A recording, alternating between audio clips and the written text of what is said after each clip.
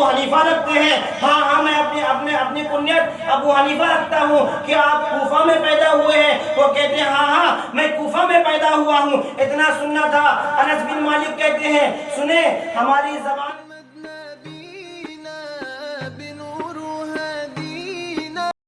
ہمیں کرنی ہے شہنشاہ بطحہ کی رضا جوئی، ہمیں کرنی ہے شہنشاہ بطحہ کی رضا جوئی۔ وہ اپنے ہو گئے تو رحمت پروردگار اپنی، وہ اپنے ہو گئے تو رحمت پروردگار اپنی۔ حضرات گرامی وقار، آپ اور ہم آج جس مجلس اور جس محفل میں بیٹھے ہیں، جس حال میں بیٹھے ہیں، اس حال کا نام اعلیٰ حضرت حال ہے۔ اور جن کا جشن منانے بیٹھے ہیں ہم، انہوں نے اپنی زندگی صرف مسلک امام اعظم ہی پر کام کیا۔ تو نسبت ایسی ہے کہ اعلیٰ حضرت کے گھر میں، اعلیٰ حضرت کے حال میں، بنسبت اعلیٰ حضرت ہال میں بیٹھ کر اعلیٰ حضرت نے جس کام کو پوری زندگی کیا، اسی کام کو ہم پہ اعلیٰ حضرت کے سنت پہ عمل کرتے ہوئے امام اعظم علیہ رحمۃ الرضوان کے جشن منانے کے لیے اکٹھا ہوئے ہیں۔ سرکار امام اعظم ابو حنیفہ رضی اللہ تعالیٰ عنہ شہر کوفہ میں پیدا ہوئے۔ کہاں؟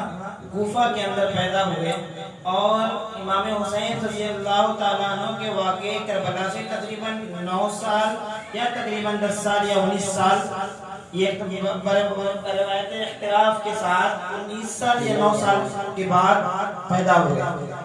تو امام اعظم علیہ رحمۃ الرضوان کوفہ کے اندر پیدا ہوئے۔ علمی لیاقت، علمی صلاحیت جو بھی امام اعظم علیہ رحمۃ الرضوان نے پائی، مگر مدینے سے، مدینۃ العلم، حضرت مولائے کائنات رضی اللہ تعالیٰ عنہ اپنے تمام قبائل کے لوگوں کو لے کر کے کوفہ چلے آئے تھے۔ کہاں آ رہے تھے؟ کوفہ۔ کوفہ کے اندر اپنا دارالحکومت قائم کر دیا تھا مولا علی رضی اللہ تعالیٰ عنہ نے۔ مولا علی رضی اللہ تعالیٰ عنہ کے ساتھ بدر کے جو صحابہ کرام ہیں، 313 بدر کے صحابہ کرام ہیں، جس میں سے 72 صحابہ کرام مولا علی رضی اللہ تعالیٰ عنہ کے ساتھ کوفہ چلے آئے تھے مولا علی کے ساتھ۔ اور بدر والوں کے بارے میں، جو لوگ بدر کی جنگ میں شامل ہوئے، اس بدر والوں صحابہ کرام کے بارے میں اللہ کے نبی نے ارشاد فرمایا کہ اگر وہ اس جنگ کے بعد، جو بدر کی جنگ ہوئی تھی، اس جنگ کے بعد اگر یہ لوگ کوئی عبادت نہ بھی کریں، صرف سو کے رہیں تو بھی جنت میں۔ جنگ بدر میں شامل ہونے کی وجہ سے لوگوں کو کیا کہا گیا کہ اگر یہ لوگ کچھ نہ کریں جنگ بدر کے بعد، پھر بھی یہ لوگ جنتی، لوگوں کے نامہ اعمال میں نیکی لکھی جاتی رہی۔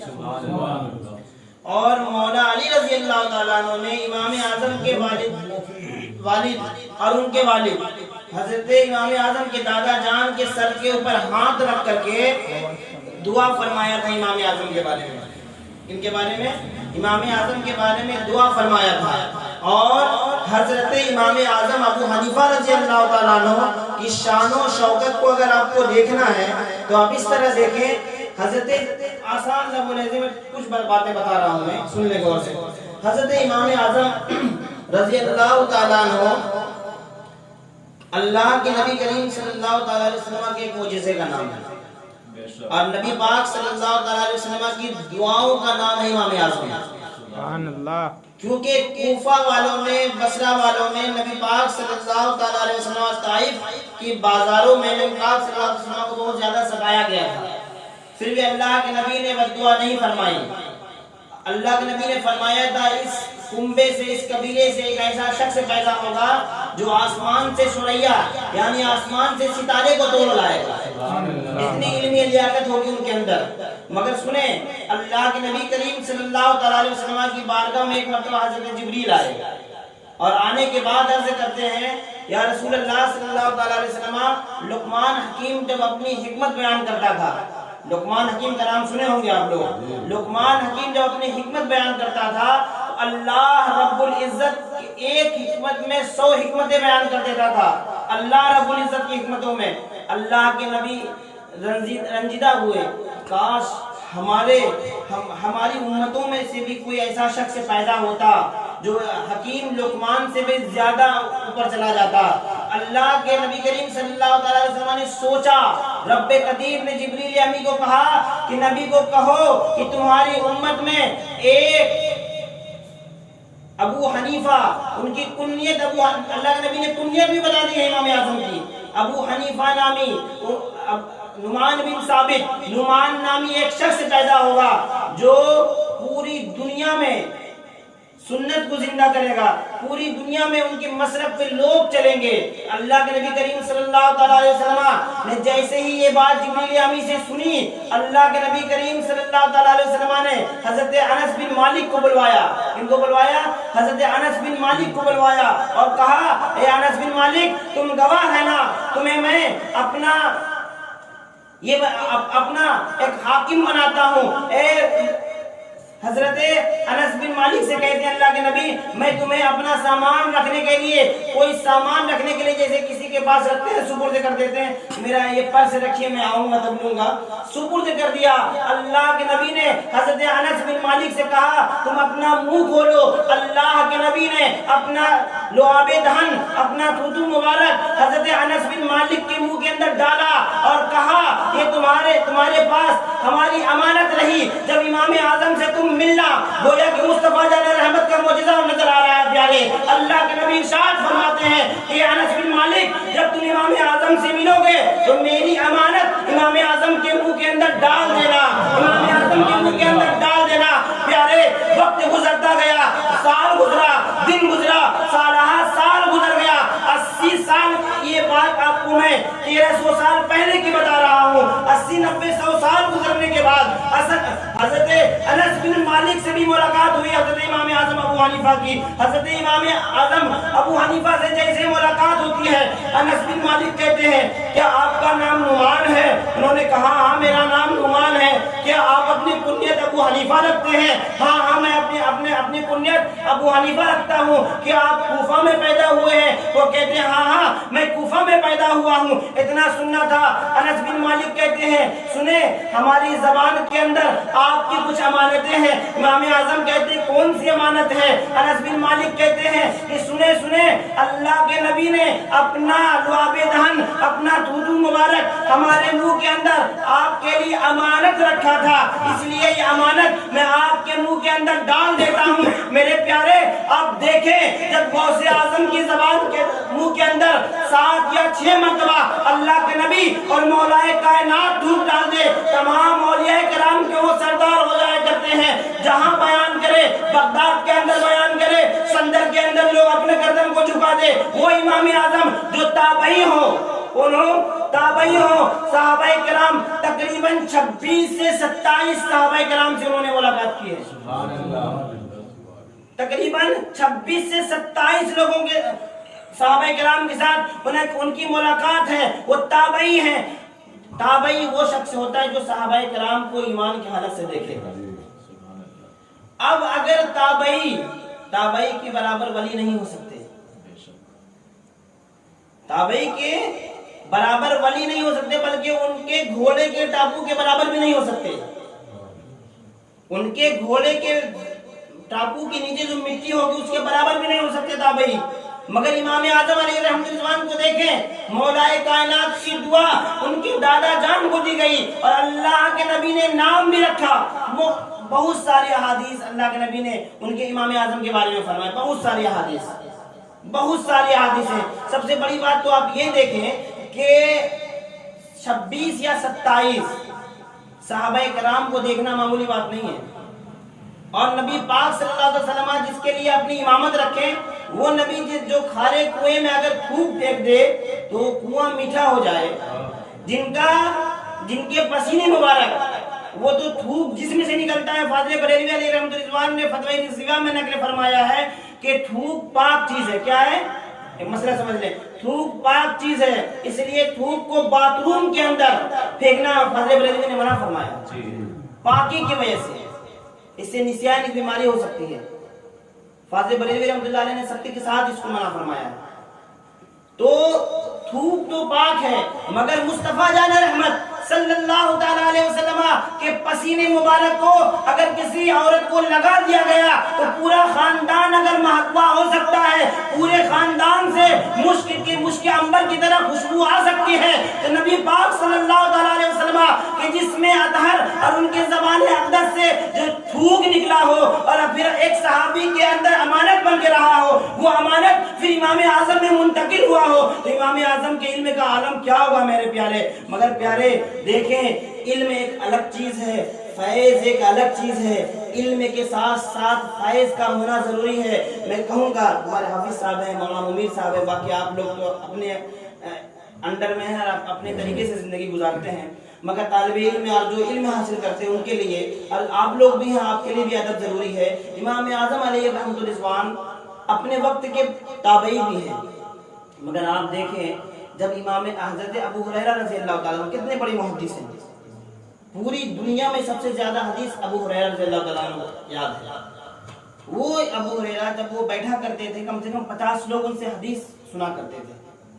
ابو ہریرہ رضی اللہ تعالیٰ عنہ نے امام حسین کو دیکھا، گھوڑے پہ سوار ہیں، وہ حدیث کو لکھا رہے ہیں، ابو ہریرہ کھڑے ہو جایا کرتے تھے، کیوں؟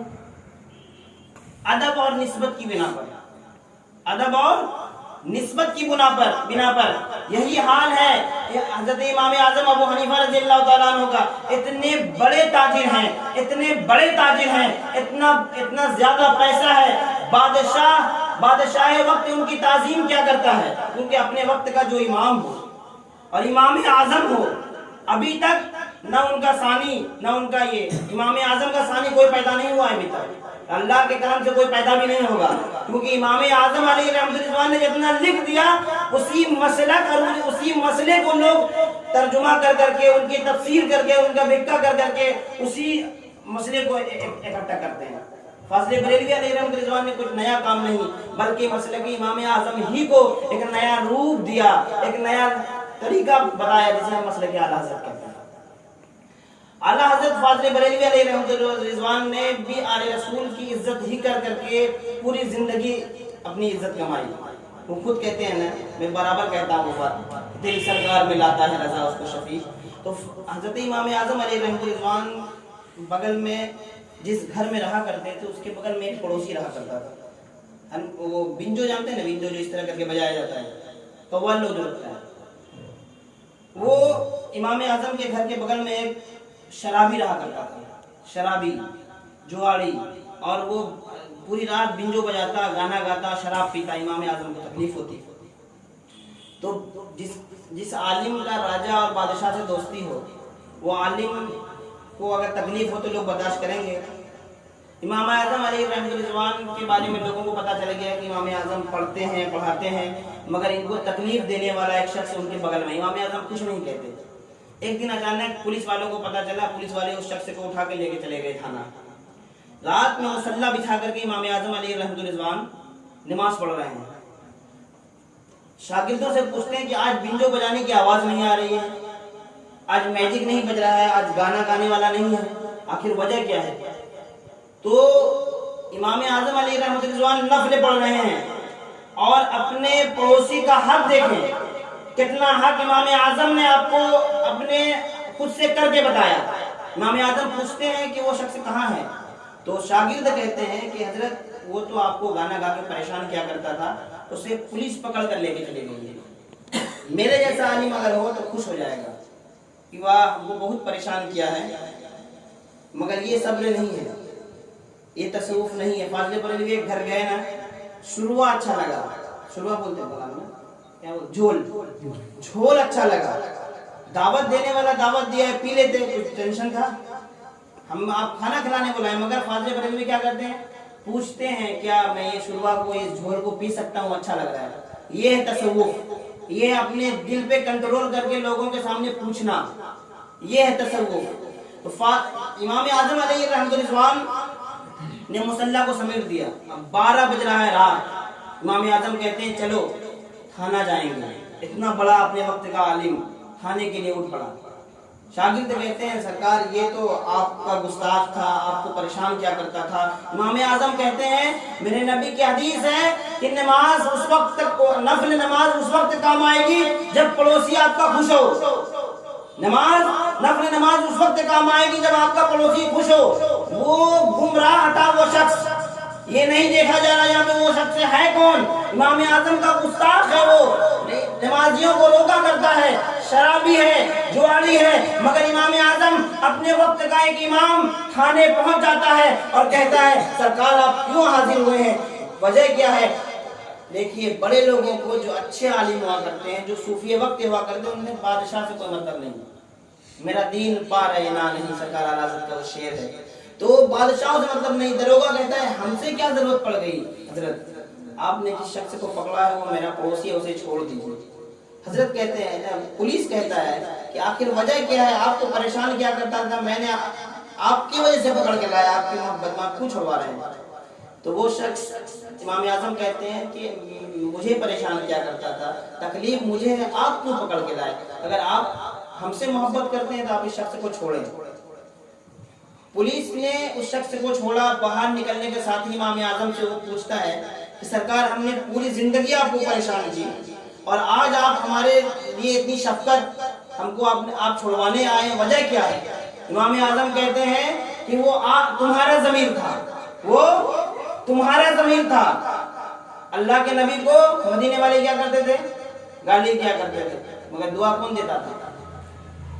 دعا کون دیتا تھا؟ اللہ کے نبی دیا کرتے تھے نا۔ عالم طائف کے بازار میں پتھر کس پہ مارا گیا؟ اللہ کے نبی پہ۔ دعا کون دے رہے ہیں؟ تو جس کا ضمیر جتنا زیادہ بلند ہوگا میرے پیارے، جس کا ضمیر جتنا زیادہ بلند ہوگا اس کی سوچ اتنی زیادہ ہی بلند ہوگی، خوف خدا جس کے دل میں زیادہ ہوگا، علم جس کے دل میں زیادہ ہوگا، خوف خدا بھی زیادہ ہوگا۔ امام اعظم کہتے ہیں وہ تمہاری سوچ تھی، میں مصطفیٰ جان رحمت کی سنت کو زندہ کرنے کے لیے پیدا ہوا ہوں، یہ میری سوچ ہے، میں مصطفیٰ جان رحمت کی سنت پہ عمل کرتے ہوئے، تم میرے پڑوسی تھے اس لیے میں نے چھوڑا دیا۔ امام اعظم کا دامن پکڑتا ہے وہ شخص اور کہتا ہے حضرت آج سے میں ایک وقت کی نماز بھی نہیں چھوڑوں گا بلکہ تہجد بھی پڑھوں گا، اور ساتھ ساتھ میں نے شراب کو بھی چھوڑا، اور آپ مجھے مرید بنائے اور مجھے ہر وقت آپ اپنے ساتھ رکھا کریں۔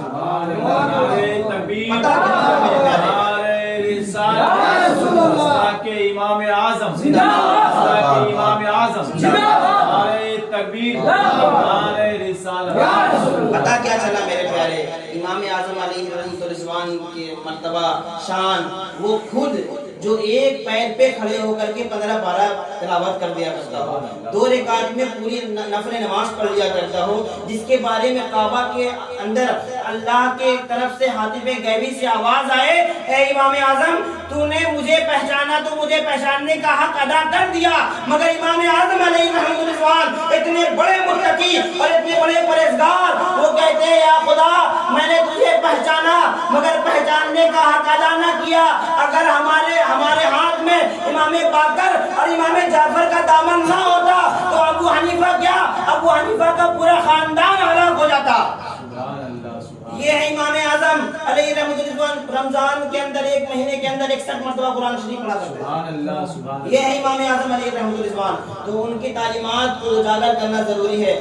آپ نے سنا، اگر آپ سوچیں، اگر آپ پورے دن میں رات میں اگر صرف 2 رکعت نفل نماز پڑھ کر کے اللہ کی بارگاہ میں روئیں گے، یقین جانے تجربہ کے بات بتا رہا ہوں، اگر آپ کو پریشانی ہے مصلی بچھائیے، رات میں 2 رکعت نماز پڑھیے، کسی کے پاس رونے کی ضرورت نہیں، آپ کو رب کے حضور اگر آپ روئیں گے تو یقین جانے آپ کو کسی کا محتاج ہونے کی ضرورت نہیں ہوگی، دنیا آپ کو خود سلام کرے گی، پہچانے نہ پہچانے آپ کو، اگر آپ اللہ کی بارگاہ میں یا اللہ کے ولی کی بارگاہ میں رونا گڑگڑانا شروع کر دیں گے میرے پیارے، تو دنیا آپ کے قدموں کے ٹھوکروں کے اوپر چلے گی۔ تو کہنا یہ ہے میرے پیارے کہ آپ صحابہ کرام کی اور نبی پاک صلی اللہ علیہ وسلم کی سنتوں پہ عمل کریں۔ امام اعظم علیہ رحمۃ الرضوان یہ حدیث پاک لکھ رہے ہیں، اپنی کتابیں لکھ رہے ہیں، ایک جنگل کے اندر ہیں، مگر تقریباً حضرت حماد رضی اللہ تعالیٰ عنہ کے پوتے، تقریباً حضرت امام یوسف کا بیان ہے کہ تقریباً 10 سے 12 مرتبہ وہ سید زادہ آئے اور امام اعظم بڑھاپے کی حالت ہے، 80 سال کی عمر میں حضرت کا وصال ہوا ہے، اتنی بڑھاپے کی عمر میں بھی مسند امام اعظم بہت مدلل کتاب ہے، मुस्नद इमाम आजम तहरीर फरमा रहे हैं और 10 मरतबा सैयद सादा आए, 10 मरतबा इमाम आजम खड़े हुए, 10 मरतबा। अब एक मरतबा अगर इमाम अहमद रजा खान अलैहि रहमतुल रिजवान पालकी पर कहीं से कहीं ले जाकर पहुंचा दे तो अपने वक्त के आला हजरत बना करते हैं, सैयदी सरकार आला हजरत हुआ करते हैं। अगर जो शख्स सैयद या सैयदजादे या छोटे अदने से सैयद के लिए 10 मरतबे खड़े हुए होंगे तो कितना मरतबा बुलंद हुआ होगा उनका, कितना मरतबा बुलंद हुआ होगा प्यारे। तो हमें जरूरत है, हमने इंशाअल्लाह ताला जैसे इस साल जश्न सिद्दीक़ अकबर के बागडोर अपने हाथों में उठाया है, इमाम आजम का जश्न हम कुछ लोग मिलके मना रहे हैं। इंशाअल्लाह ताला इस इमाम आजम अबू हनीफा रज़ियल्लाहु ताला अन्हु के जश्न को इंशाअल्लाह हम लोग आले पैमाने पे लेके जाएंगे कि इंशाअल्लाह आले पैमाने पे लेके जाएंगे और इस जश्न को हम और आप मिल करके इस तरह सजाएंगे, रचाएंगे ताकि लोग कहने पे मजबूर हो जाएं कि हाँ आज भी बेदार हैं इमाम आजम के मानने वाले लोग, आज बेदार हैं उनके मसलक पे चलने वाले लोग। हम कहेंगे मसलक इमाम आजम जिंदाबाद, मसलक इमाम आजम पाइंदाबाद। ये किस्सा लतीफ अभी ना तमाम है, जो कुछ बयां हुआ आगाज़ बात था। वाखिर दावाना अल्हम्दुलिल्लाहि रब्बिल आलमीन।